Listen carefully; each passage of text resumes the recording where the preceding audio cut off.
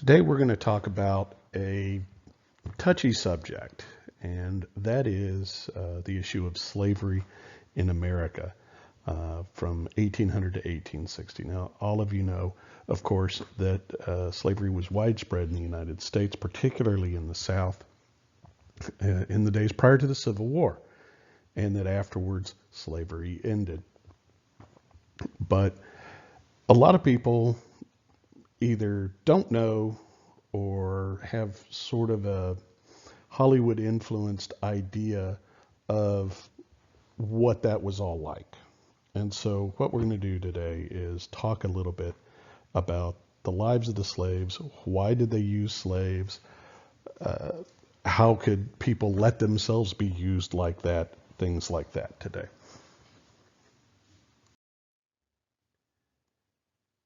When slavery began in the United States way back in the 1600s, it was because of labor demands for the tobacco plantations in the Chesapeake colonies, Virginia and Maryland, and later on in the rice plantations of the Carolinas.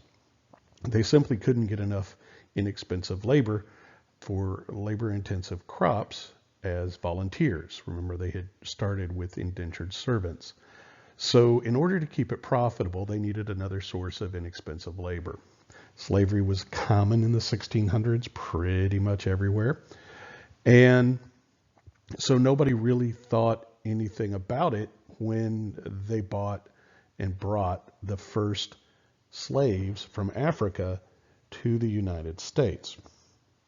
Why Africa, people always think? Well, a lot of it has to do with geography.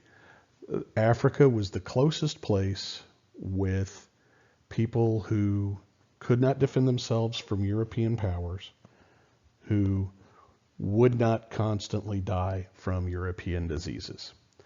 Originally, they had the Spanish, in particular, had enslaved the Indians, the natives. They got sick and they died. The Spanish weren't interested in working themselves, especially in the hard and dangerous jobs they were using slaves for, so they went looking for another source. Same with the Portuguese down in Brazil, which, by the way, is actually the largest area of slavery in the New World, was the slaves in Portugal, or Portuguese Brazil. The United States had comparatively few overall as a percentage of the number that came out of Africa. Doesn't excuse it, but it's a fact. Anyway, so that's where it was born. It was about money. Okay. Slavery expands, particularly when cotton hits. So in 1790, the western boundary of plantation-style agriculture was about the middle of Georgia. 3 years later, Eli Whitney is going to invent the cotton gin. And plantation-style cotton growing becomes the king of Southern economy. And so by 1830, just 37 years later, plantation-style agriculture stretched all the way across Louisiana. And by 1860, it reached across most of Texas. Not all of Texas, because there's big chunks of West Texas, for example, just not suitable for agriculture, particularly back then with their lack of irrigation. So like I just said, prior to the 1793 invention of the cotton gin, cotton was a really minor crop in the South. And we've talked about this before. In the early colonial era, the big crops were tobacco and rice. And with indigo and a few other things coming in kind of as a lesser crop. They did grow cotton, just not much, less than 100,000 bales a year. Now, a bale of cotton, by the way, is very big and heavy. A bale is about 500 pounds of compressed cotton. Anyway, cotton production increases steadily as the 1800s go on, however, of course, and more land is therefore needed to grow the cotton. That helps to drive white settlers westward as they keep looking for more land, better land, and so on. Talked about that in the last section. More and more slaves, therefore, are needed as laborers. As this style of agriculture spreads, you have more demand for more laborers. Cotton production is going to peak in 1859. right before the Civil War. Okay, this is just before the Civil War. At about 4.5 million bales of cotton. So it is 450 times as much cotton being grown as in 1793 when the cotton gin was invented. Okay, that's about 2 million tons or 4 billion pounds of cotton. That's a lot of cotton. And it all had to be done by hand. So increased demand for labor causes the South to rely even more on slaves. Importing more slaves was outlawed in 1809. Remember when we talked about the Constitution and some of the deals that were made in the writing of the Constitution, one of the things they had said was that Congress could not pass any laws until 1808 that would restrict, for 20 years essentially, that would restrict the importation of slaves. What that means is that in 1808, they pass a law that says in 1809, which was 20 years after the Constitution was ratified, exactly 20 years after the Constitution was ratified, that no more slaves would be able to be imported into the United States. So, no more slaves are allowed to come in from outside. So, where are these people going to get more workers, more slaves? Well, some were smuggled in. People took the risk to bring slaves in, and it was risky. You could lose your life doing it. You could easily, if you were caught, you were going to lose your ship, your livelihood, and you were probably going to be imprisoned, possibly hanged as a pirate. But it was very lucrative. Slave prices went way up. And so there were people who would smuggle them in. Planters in the Upper South began selling their slaves to cotton planters in the Deep South. And this is where a lot of the slaves would come from, because the Upper South is changing what they grow. They're moving away from intense agriculture of labor-intensive crops like tobacco. They still grew tobacco, but there's less of it. And they start moving more towards production of livestock and other things, which requires far less workers. That means they have extra slaves. They have more slaves than they need.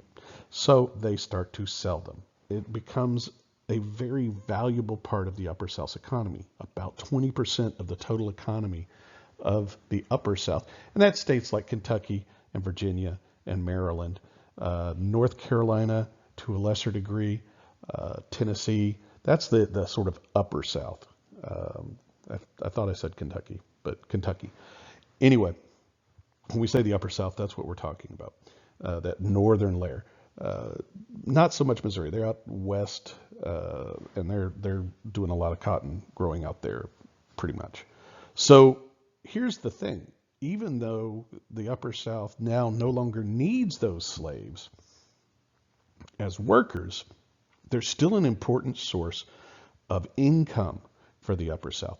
And one of the worst things that happens is that they start to break up families, and they actually start to really breed slaves, like people breed horses and dogs and things like that, which is just so dehumanizing. It's just awful. Okay, and I mean, there's just no way that you can ever make what happened less awful. And so, like I just said, slave families begin to be torn apart by this domestic slave trade. It's a particularly cruel aspect of slavery. And it happens kind of early on in the book Uncle Tom's Cabin by Harriet Beecher Stowe, which was a very influential book. It's a very important book. We'll talk about it more later. But essentially, the main character, Tom, lives and is owned by a family in Kentucky in the Upper South, and they treat their slaves very well. Okay, they treat the slaves very well. They're well fed. They're well cared for. They're given opportunities to work for extra money. They have decent homes to live in. They have decent clothing. They are treated decently. Tom is literate. He's numerate, so he can do math and everything. I don't know that he knew, like calculus or anything like that, but your basic arithmetic, which was better than most white people even back then could do. Anyway, so he's a favored, he's living about as good a life as you could get under slavery.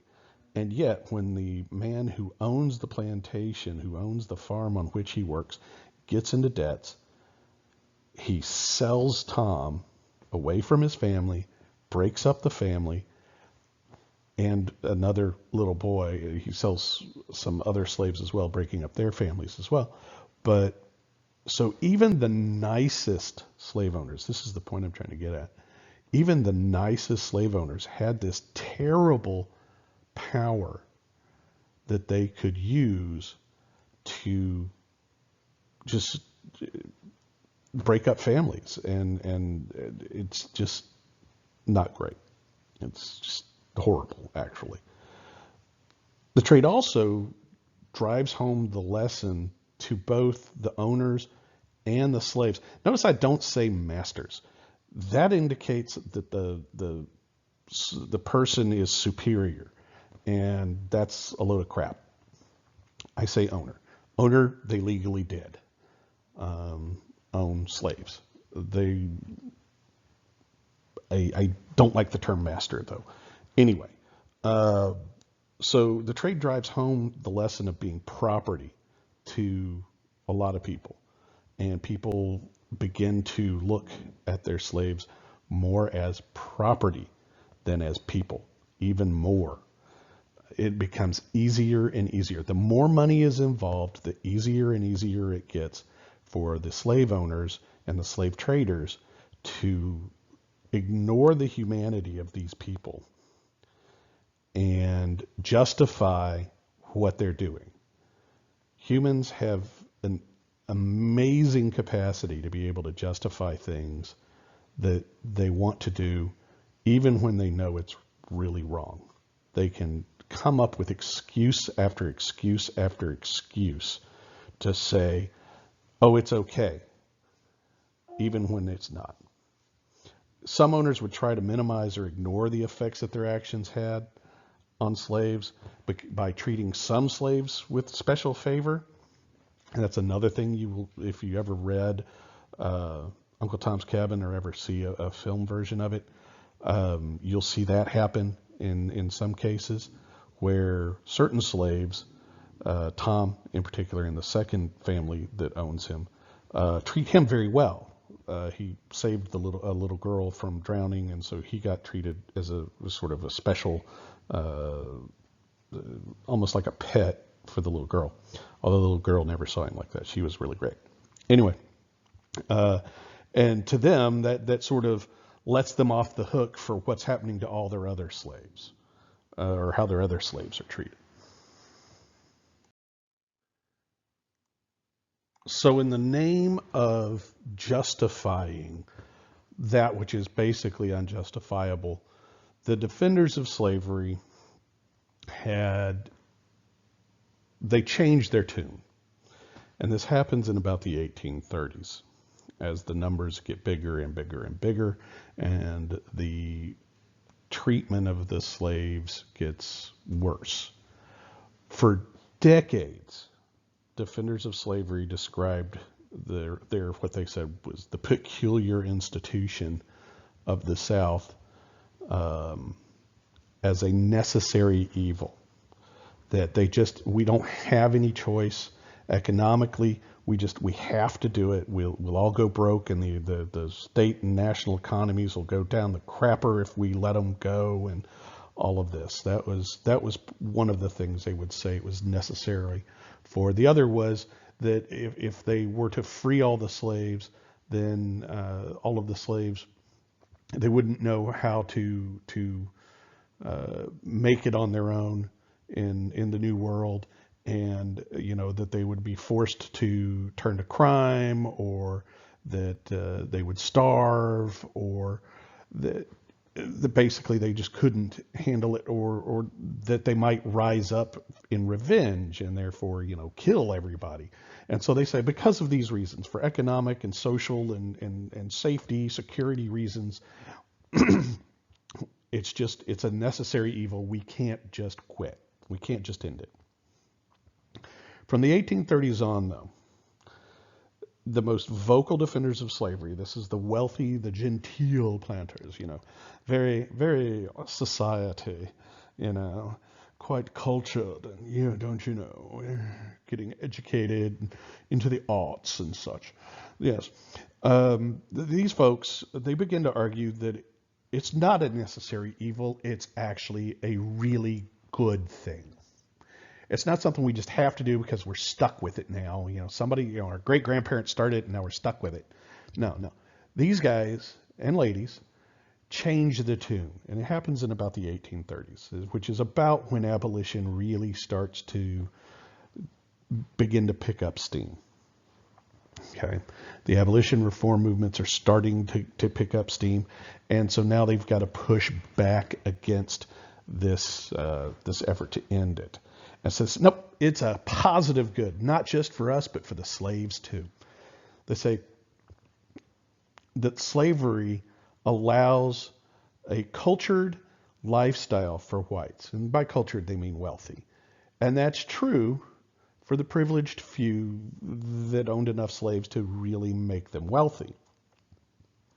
They say it helps the slaves because we provide tutelage for them. Now, this is a bunch of hooey, right? They don't teach them anything really, okay? Theoretically, they're like, we're civilizing these poor savages, the white man's burden and all that crap. But, they're not really making any effort to do that. In fact, they would prefer if the slaves only spoke a little bit of English, just enough to do their job and not enough to really talk with each other.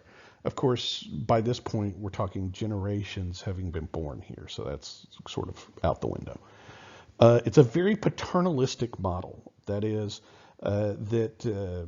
we have sort of a fatherly interest in taking care of these childlike slaves as their owners looked at it. And it's totally not accurate, okay? It was really popular, but it's not accurate. Because most planters, well, I don't know, many planters were absentee owners. They didn't live on their plantations. They lived in town where life was more comfortable and where they could go to the plays and see the art and go to the concerts and things that they're talking about, that this wealth is giving them the ability to participate in. That's all in town. It's not on your plantation out in the middle of freaking nowhere, right? So they stayed in their townhomes in town, and they rarely interacted with most slaves. Now, they had their personal slaves, their cook and their maids and body servants and stuff like that. But field hands, these guys didn't deal with field hands.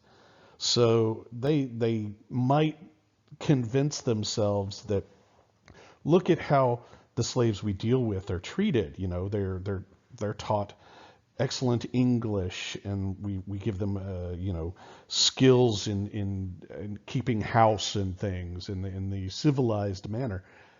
But the reality is very different. And to be honest, there are economic drawbacks to slavery. It was not totally beneficial to the Southern economy. In some ways, it hurt the South because there was so much wealth in it. It helps to keep the South rural and agricultural. They don't get big cities. They don't get industry for a century after the North has started. Okay. The few cities that do grow, these are commercial outlets on the edges of the South where people are shipping things out, things meaning cotton. Okay, so Baltimore, St. Louis, which is on the Mississippi, and therefore they send stuff down to New Orleans, Galveston, Mobile, Alabama. All of these places, these are shipping ports. Charleston, South Carolina, Savannah, Georgia. These are all places where they send everything to there, and then they put it on boats and send it to England. That's where most of it was going, was England. It keeps the South from investing in technologies that would have helped them to prosper long term in exchange for short term profits. Like, for example, machinery that could do the same work. They didn't do it. They didn't invest in that. They didn't speculate that, hey, we could build machines that do that. You know, people don't pick cotton by hand anymore. They have machines for that now. And I don't know if any of y'all have ever picked cotton by hand. I had to do it once. It sucks. It is no fun. It's a lot of work. It was back when I was young. But the other thing is, slavery deters European immigrants. Most of them are not interested in coming to the South. Okay, they've heard stories about what it's like in the South and how strictly hierarchical the society is and everything. And they're like, no, I don't believe I want to go there. I want to go where there's the factories and the jobs and all of those things, rather than someplace where I'm likely to be treated like garbage. And so most of them go to the North instead, helping to increase the North's population vastly. So one question that people often consider, think about, ask is, how prevalent was slavery really? In the North, it was, by the mid-1800s, it's virtually unknown. That's not to say it's illegal. That's not to say it didn't exist somewhat, because it certainly did in several states still. Many of the states of the North had gradual emancipation laws that essentially said that there would be no new slaves, but existing slaves would remain property until, a certain point.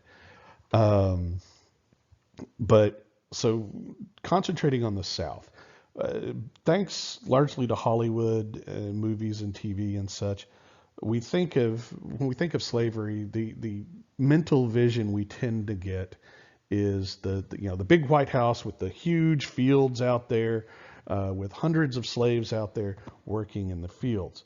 And that's about as accurate as the idea that all Indians hunted buffalo and lived in teepees. That is to say, it didn't happen that way all the time.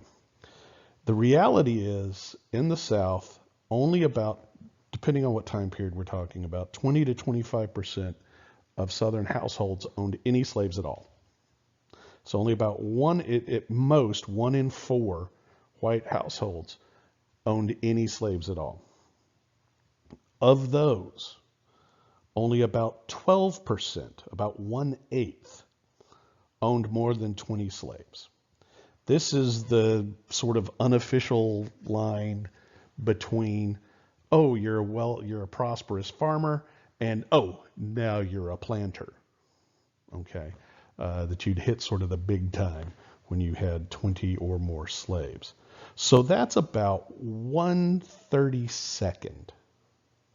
It's about 1/8 of 1/4, 1/8 of a quarter. So that's about 3% of the population.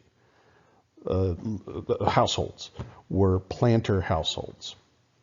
Most people that owned slaves, the vast majority, owned 1 to 5. Those people were not wealthy planters. These were farmers who basically invested everything they had in purchasing another human being, which is awful, but was a work helper. They were both farming.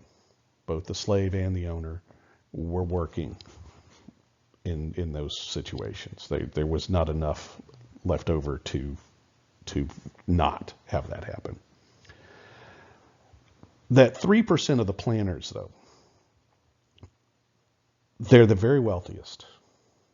They're the wealthiest families. And these are the same men who pretty much run the southern states' governments and economies. Basically, the planters run the show. Just like the nobles back in Europe, back in the bad old days. And this is a fact that a lot of poorer whites don't really like and absolutely envy. It's not so much that they wanted to necessarily tear the system down, they just wanted to be on top of it. But they resent that they're not, and that the way the system is set up, it keeps them where they are. All right, so let's move on and talk a little bit about how did slaves live. This picture is of a Sunday school, basically church for slaves. Well, by the 1820s, most of the slaves in the United States had been born here. So they're no longer African slaves. They're now African American slaves. Okay? And they're going to develop a hybrid culture, which mixes the European American culture and the African cultures together. And so you'll see things like English dialect that combines some African style pronunciations into the English language, like instead of the TH sound making a D sound, because it's sort of a holdover from some of the African languages. Christianity became, pretty much most widely accepted, but with different music, different styles of worship. Just like if you've ever been to a predominantly black church versus a predominantly white church, they're different. I mean, they tend to be, the services tend to be different. Now they teaching and preaching essentially the same ideas, but the way that they worship is different, and that's just a cultural thing, right? And this is going to continue for decades. It takes a long time because really the whites were discouraging slaves from assimilating totally.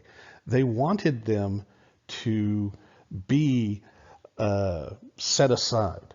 They wanted them to be different. It helps with the ability to make them the other people, which we've discussed this probably before. I know I've discussed it in some of my other classes. Humans are just really great at us and them. And what we do is okay, but them, they're not so good.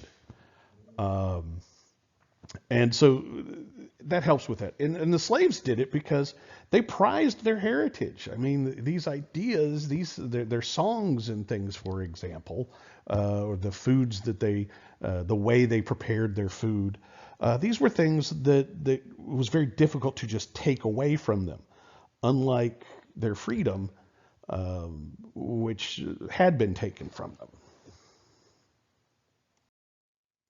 Now, speaking of religion, one of the arguments that originally whites had used to justify slavery was that they were helping the slaves by bringing them Christianity. And that goes all the way back. The original slave laws said nothing about, this is ones from the 1600s, said nothing about race. They said Christian and non-Christian. Now, most Africans weren't Christian, so that wasn't a problem. But it also applied to the local natives, who were mostly not Christian. Anyway, originally that was the thing that made it legal to enslave someone, was that they were not Christian. So, even so, that's only partially true that the whites in America brought these slaves, these Africans, to Christianity. Most African-born slaves kept up their old practices. They might have had to do it secretly. Some places they would have had to do it kind of on the sly or quietly or in the backwoods or, whatever, out of kind of view of the owners. But they, at least in their hearts, never really shifted over to Christianity. They might have said that they did, but they didn't really. Of course, 3-4 generations later, their traditional religion is mostly gone, just because of exposure. Anyway, um, however, by again the mid 1800s, the preachers of the Second Great Awakening had been busy, and they converted thousands of slaves. And the message that they preach down in the South is a little bit different from the one that they preach up in the North. In the North, they preach about the social gospel and, how you should go out and work to make the world a better place and so on and so on. In the South, white preachers are going to stress the obedience in this life and redemption in the next. If you do what you ought to here and now, when you die, you'll go to heaven and things will be great. And that's your reward is in heaven, not on earth. Your reward is in heaven. Just stay the course, do what you're told, stay in your place, be good, and when you die, you'll go to heaven and life will be great. Or your afterlife will be great. Your eternity will be wonderful. But if you cause trouble here, then you're going to be in real trouble for eternity. And so that was one of the things that they preached, sort of the render unto Caesar that which is Caesar's, render unto God that which is God's kind of message, but turned into a very self-serving way. Black preachers, on the other hand, and there were some, and some of them really caused issues, and it's part of why they began to outlaw black children being taught to read. But black preachers often equated the life of the slaves to that of the Hebrews in Egypt, if you're familiar with that story, the story of Exodus, or the wandering in the wilderness, again, in the Exodus, in the Old Testament, waiting to arrive to a coming promised land where they would be free. Okay, eventually, if we just stay faithful to God, we'll move through and come out the other side and we'll be free, just like the Israelites.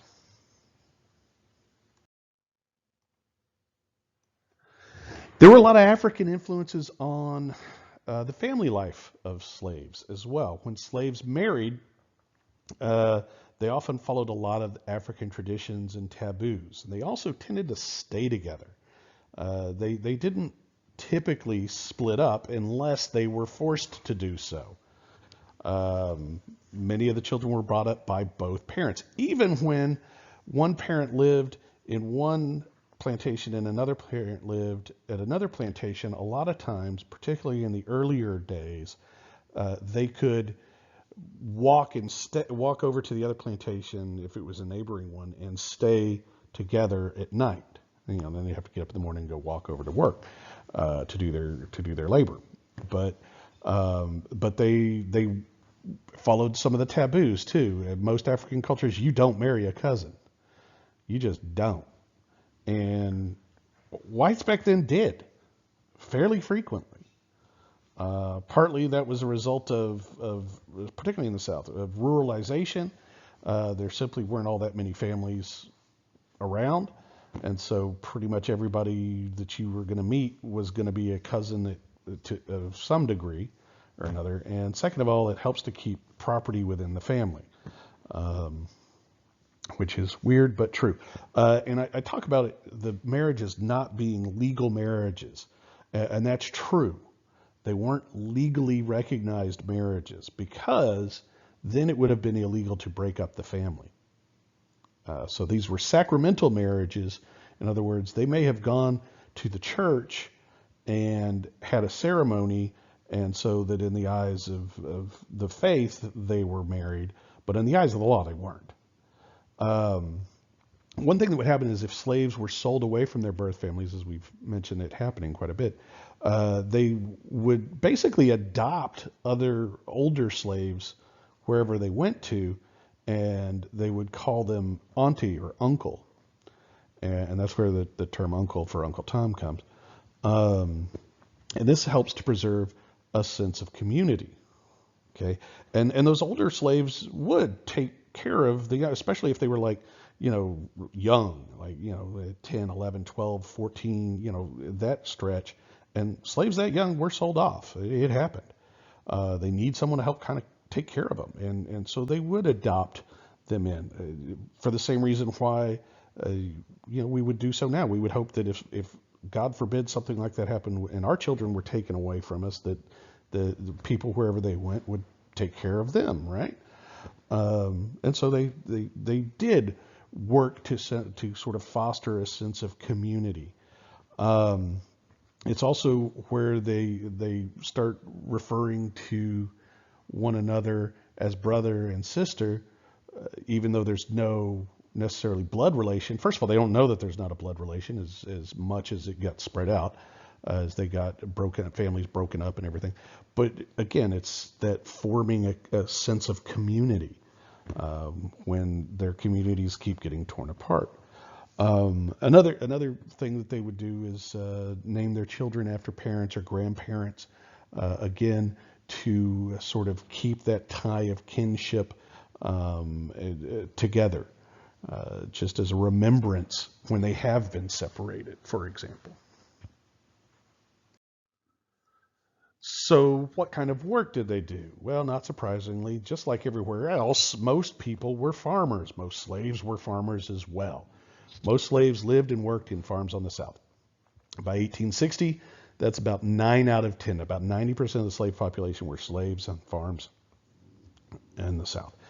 Of those, most worked in the fields. Most worked in the fields or were rented out as labor for other work when necessary. Like in the winters, for example, they might go and cut trees instead of dealing with cotton because cotton doesn't grow in the winter. So when there's no cotton crop to tend, they would often be rented out for some other kind of labor. The rest of the slaves on plantations that weren't farming worked in and around the house. Okay, and by the house, I mean the one that the owners, the plantation owners had. These were the servants, the maids, the cooks, the grooms, skilled craftsmen. If you had someone trained as a carpenter or a blacksmith or something like that, they would work around the house. And those house slaves had a favored position, but they were kind of in a weird spot. They could bring they sort of bridged the gap between the whites and the black field hands, but at the same time, neither side really fully accepted them. Okay, they also tended to be the children of mixed relations, which was almost always, pretty much always happened when a male owner took advantage of a female slave. And you would have mixed race children as a result of it. As a matter of fact, a lot of the owners owned their half brothers and sisters and nieces and nephews and such. Slaves that weren't on a farm worked in a variety of jobs, mostly unskilled labor, things like dock workers, unloading ships and things like that, ditch diggers, menial labor sorts of things. But sometimes factory work and skilled crafts. I mean, some were trained to do things like work machinery and be blacksmiths and stuff like that. Another thing that's changing in the 1800s is the way that slaves worked. Not just what they did or what they grew, but the way that they worked. In the early days, slaves worked under what was called the task labor system, which meant that they were told, okay, you need to do this today. And once they got whatever that task was accomplished, they had the rest of the day to themselves. So if their job was to, I don't know, let's just say pick cotton, okay? If they were told, you need to pick 2 bags full of cotton today, that's your goal. Once they picked that 2 bags, they could go do whatever they needed, whatever else they wanted, okay?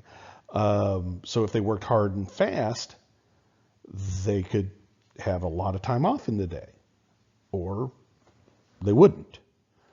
If they did, then they could sometimes do additional work, either in a small personal garden or raising chickens or going and taking in laundry or whatever. I mean, they did a variety of other things to make a little bit of money. and therefore to be able to buy themselves things that to make their lives more comfortable and such. Okay, that happened. Um, but then, was particularly with the advent of cotton plantations, the gang labor system comes into use. And that divided slaves into three different classes or gangs by their ability to work. And this system makes the slaves work all day long with very few breaks. Um, and you were broken basically into the heavy labor, medium labor, and light labor. Heavy labor was getting out there and picking the cotton, or chopping, or hoeing, or plowing, or things like that. Things that took a lot more physical strength. And that was, of course, for people working age in their prime and healthy. Medium labor uh, was a little bit less intensive stuff. Maybe they were out there uh, dealing with the horses or whatever to pull the wagons to fill up with and stuff, or loading bags in and out of the back of the wagon or something. And then light labor was for either the children or the elderly. And that would be things like taking care of the children, cooking the meals for everyone, for like to take a lunch out to the hands sometimes, taking care of the livestock on the farm and so on. Anyway, this is a much more industrial model of labor. It's a lot more efficient in terms of you got more work from each individual slave, but it was also a lot more exploitive. I mean, you're basically forcing them to do more work, and they get no benefit, no added benefit out of it. But it would be a mistake to think that slaves were just totally helpless and just, oh my gosh, I can't do anything about my situation, because they weren't. On plantations, they usually, almost always, outnumbered the whites or the free blacks, as the case may be. And this made a lot of whites very nervous, because if you were too cruel, then you might drive them to rise up, revolt against you. And that would probably mean your death. Um, so it sort of put a cap on how bad you could be, how cruel you could be. But some people did it the other way, and they looked at it and said, "Well, I'll just be as cruel as I can be. I'll terrorize these people, and then they won't dare resist me." Um, and so that was a double-edged sword. Slaves could also influence whites by sandbagging at work, by sort of carefully, cautiously, surreptitiously slowing down their work, feigning illness when things were going on that made them unhappy. Like, for example, if they were being worked extra long hours, or if their rations, their food had been reduced, or something like that. They might accidentally break tools. All this sort of a passive resistance kind of thing. Nothing overt enough to where you would necessarily get, called out to be punished, but it was enough to be noticed. And smart slave owners would see this and try to figure out what was causing the problem, and try to resolve that trouble. Because not all slave owners were stupid. It's a mistake to think of them as all as stupid and cruel people. Selfish, yeah, selfish you can go with, but stupid or cruel isn't necessarily always true. The really smart slave owners actually offered incentives to slaves that were more productive. So if you were out there working in the field all day, say plowing, I don't know, and you plowed 5 acres in a day, and everybody else that was working at the plows only did 3, you might get, extra food. You might get the nicest cabin to live in. You might get, or the cabin that you had, he might do something like give you some furniture for it or glass for the windows or something, um, to basically improve your life some. Okay. Uh, and so that was what really smart slave owners did, was they incentivized their slaves to work better. Of course, that's not going to work with everyone either. The majority of slaves did what the majority of people do everywhere now, then, always have. They just did the best they could in the life that they had and tried to stay out of trouble, tried to take care of their families, keep a roof over their heads, keep food in their bellies, and stay out of trouble. And that's the life most people have always led.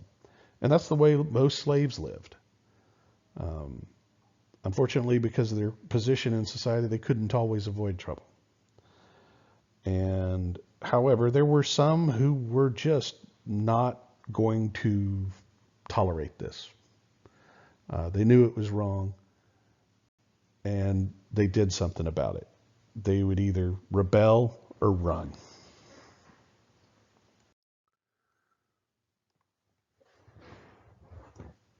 To be honest, rebellion was a bad idea. Virtually every slave revolt failed. Well, no, every slave revolt failed in the United States. Not a single one was successful. They failed for a variety of reasons.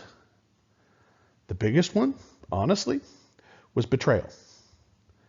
When one slave started to try to organize a revolt, say his name is John, and Ted hears John talking about revolting, Ted goes to the owner or the overseer or whoever his boss is and says, look, boss, I want you to know I ain't part of this, but John's talking some crazy mess over there.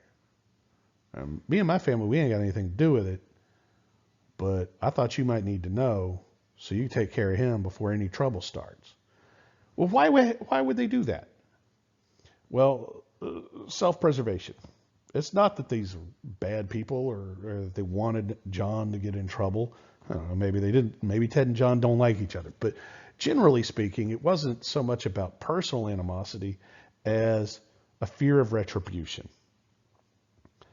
And so they would turn in someone who started to talk about it.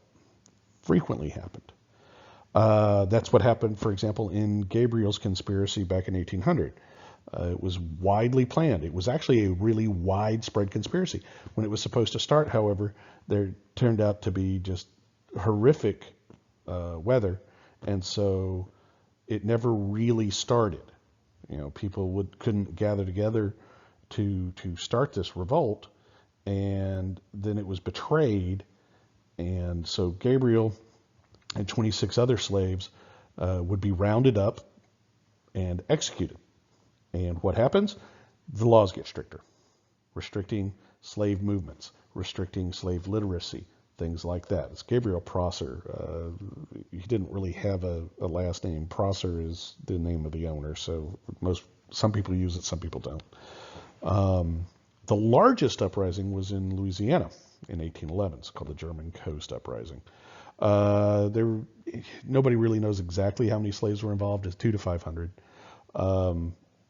And it was relatively bloodless as far as they marched towards New Orleans, which is where they were headed. Only 2 white men were killed. And 5 plantations were burned, and they burned storehouses and barns and things as well. But only 2 white men were killed. Doesn't matter. They captured many of the slaves, executed about 50 or so of them, and about 40 or 50 other people who just happened to be in the wrong place at the wrong time were killed. And guess what? The laws got stricter. The last of the major rebellions is the Nat Turner Rebellion, 1831. It takes place in Virginia. Nat Turner was literate, and he read the Bible, and he believed he had a religious vision where he was told he was supposed to lead his people in an uprising to slay the owners and all the whites on the plantations and march away to freedom. And this is going to last about 3 days. There were 70, 80-ish maybe people involved in it. They're going to end up killing quite a few whites. They killed 51 whites, and that was men, women, and children. They weren't terribly particular about it. And Nat Turner himself, they call out the militia, and within a few days, now Nat Turner goes and hides out. He actually gets away for a couple of months. He's hiding out in the woods until they catch him. But the rebellion breaks up after about 3 days. The local militia comes and breaks it up and shoots a bunch of them. And anyway, Nat Turner and about 55 other rebels will be executed. He was hanged. And 120 to maybe 150 innocent black men and women were killed. And these were slaves and freedmen both, for being in the wrong place at the wrong time when a bunch of armed white people were scared. And again, fails, and again, the laws get worse. Again and again and again. The other response to slavery, and this one did work for thousands of people, was to run away. It was difficult. It was very difficult, but it's not impossible to do. In the Upper South, slaves would head to the north. Basically, get across the Ohio River. Get north of that, you were fine. Get up into Pennsylvania, get into New Jersey, get into Ohio, those states. And this was sometimes done by way of something known as the Underground Railroad. Hopefully y'all are all familiar with the Underground Railroad, but if you're not, real briefly, it's not a real railroad, it's not like a subway. It was called that because they had secret places where they could stop and rest and hide.